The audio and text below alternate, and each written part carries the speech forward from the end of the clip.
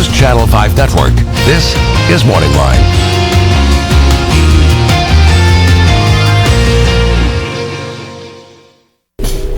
Good morning, everyone. Thanks for joining us on MorningLine. Nick Beres here.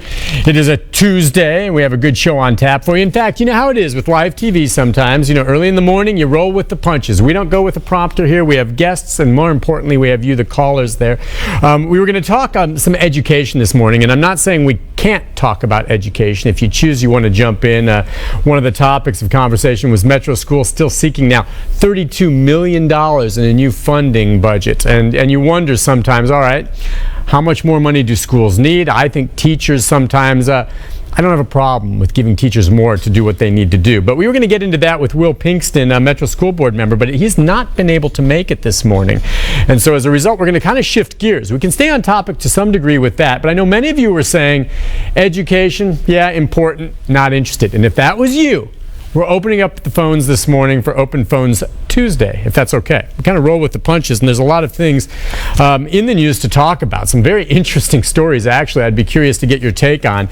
So I'm going to set the table for you, and do me this favor and take note of the phone number on the screen and give us a call, because we're going to maybe have a couple shows this week that are dedicated to you and wherever you want to go with the program at 737-7587. Line's open if you want to jump in, but let me set the table for you, as I always do, and a couple of things here. I'm going to just jump in here with the very latest on Phil Williams' investigation into the United Auto Workers and what's happening with the union there at the Volkswagen plant. And Phil had broke this originally, raising questions about whether or not the Haslam administration and Senator Corker more or less kind of threatened, hey, if you pass a union, we're not going to give you this $300 million.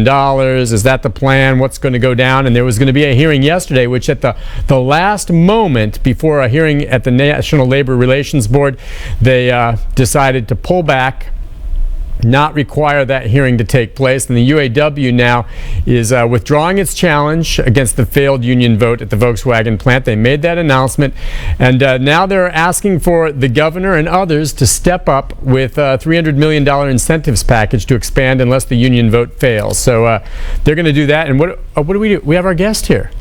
Oh, Will's here. This is awesome. Get up here, Will. You know, we are going to talk about education. Now our viewers are going to be bummed because maybe they're bored about education, but we'll give it a try. Will, you better be exciting. I'm excited. We're going to let's take Joe. Joe, good morning. Hey, Joe. Yes. What's going on, Joe? Oh, not much, brother. Listen, what do you want to talk about? I didn't finish setting the table because our guest is here as well. We're going to talk education in a moment, but what did you want to touch bases on? We can take a break after this, and then we'll set things up. What you got? Just, I'd like to get your guest to tell exactly what a charter school is. Oh, good. Well, we can get into that a little bit. Excellent. I appreciate that. Just, what do you want to know about it? Just a definition or how it plays out, you know? Well, what's the reason for them, and how, what is a charter? Is it a government school, or is it a private entity, or what, exactly what is a charter school? Excellent. All right, good. Well, let's just do that. We don't have to take a break. Will Pinkston, thank you. Metro School Board member, thanks for coming on. Thanks for having me. Sorry you got caught in traffic. So no big deal. It happens to the best of us. But I appreciate Joe with that question right off the bat. And I was going to say, I'm glad you're coming on, if for no other reason. And of course, Metro is what we'll target on, but we have a lot of viewers throughout the mid-state region. And one of the topics is going to be the whole charter school issue and your take. And for some people, they hear it, it's been around, and maybe they have an idea of what it is and what impact it can have one way or the other. How do you want to answer his question? Yeah, I mean, it's a good question. There's a lot of confusion out there. Frankly, there's a lot of issues flying around, and it's hard to make sense of it. But I'll do my best to answer. Sure, a charter school is a privately run, publicly financed school that accepts taxpayer dollars from local school systems and state government, but operates basically outside of the normal school system. They have, in many cases, longer school days. They have different class sizes. They have teachers who come from programs like Teach for America, teachers who are very young, recent college graduates versus career teachers, like some of whom have been in our school system for 20, 30 years in some cases. They operate differently. In some cases, they are higher performing than traditional schools. In some cases, they're lower performing. And it's a movement that's still in development. And it's one of the things we spend an awful lot of time talking about relative to the budget, the school system budget, Right. and they do siphon dollars away. So charter schools, when done well, add value. When done poorly, are problematic. And for someone like Joe, and that's kind of the definition I would have given him, but beyond that, I get a little bit of confusion. You know, it almost sounds like it's somewhere in the middle between the fully public schools and private schools. Yeah, I mean, do they have to abide by the same guidelines, education guidelines, that public schools have to? they do. They To do. get the money, they have to. I mean, in private schools, you know what? They can pretty much do whatever the heck they want, good or bad. That's right. Public has standards.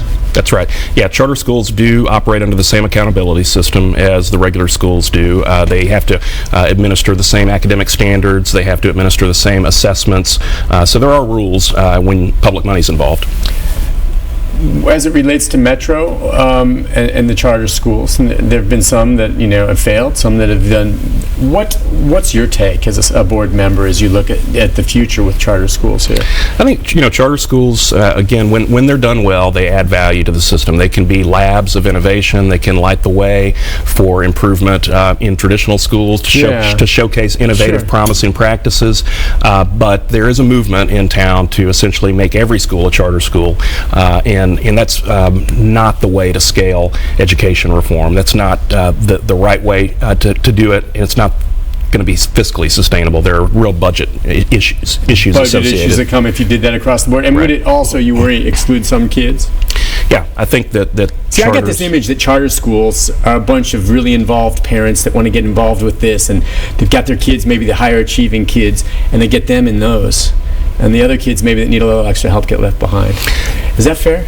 Well, the state's charter school law has been on the books since 2002, and the origin of it was to help at-risk kids, economically disadvantaged kids, and to give them a shot at a different kind of education than they would have gotten in traditional school. And I think the movement got started off with the right intentions. Right. What has now happened is you've got a small group of people, and we can talk about who they are and where the money comes from, who are essentially intent, as I said earlier, on making every school a charter school, and that's just not the right approach for education. Gotcha. Listen, there's a lot more we're going to get into. We can take a break right now.